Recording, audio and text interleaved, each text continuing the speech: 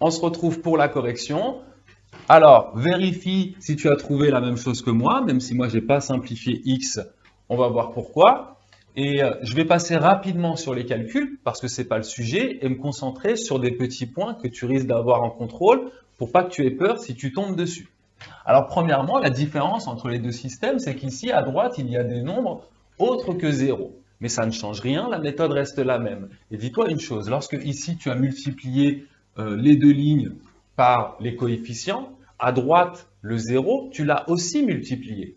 Mais 0 fois un nombre, ça donnait 0 en fait. Donc on y va, on va multiplier toute la première ligne ici par moins 2 et toute la deuxième ligne par moins 4.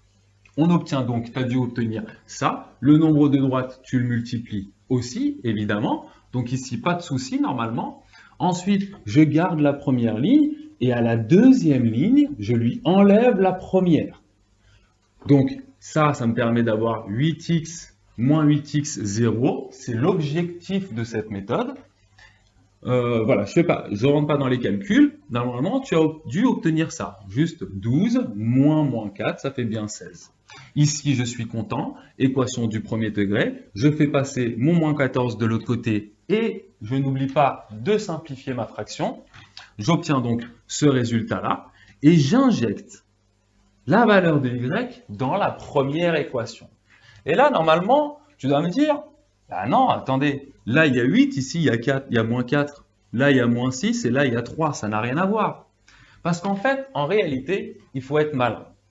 Quand tu injectes dans la première ligne, il vaut mieux utiliser celle-ci. Parce que, dis-toi, ça c'est une équation cartésienne de droite. Et tu sais qu'il y a une infinité d'équations cartésiennes pour représenter la même droite. Cette équation et celle-ci représentent la même droite. Mais tu vois que celle-ci est plus simple.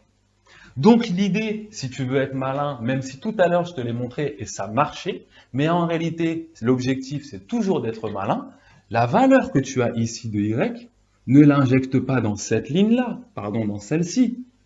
Injecte-la dans celle-ci, ça reviendra exactement au même et tes calculs seront plus simples à faire. C'est pour ça que je ne me suis pas retrouvé là, d'accord? Donc concentre-toi là-dessus, essaye de réfléchir à ça, je te donne juste les astuces pour aller plus vite et pour être malin.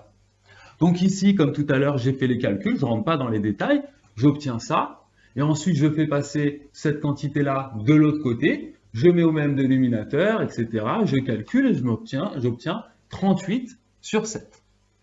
Le moins 4, c'est pour ça ici que je n'avais pas simplifié, je le fais passer en dessous, juste pour te montrer cette étape, pour pas que tu te trompes.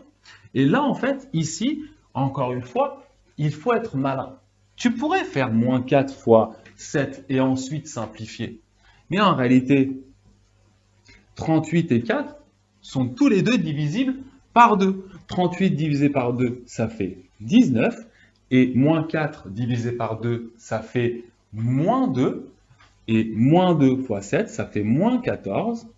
Et hop, je mets le moins toujours en haut. Voilà les deux résultats que l'on doit trouver.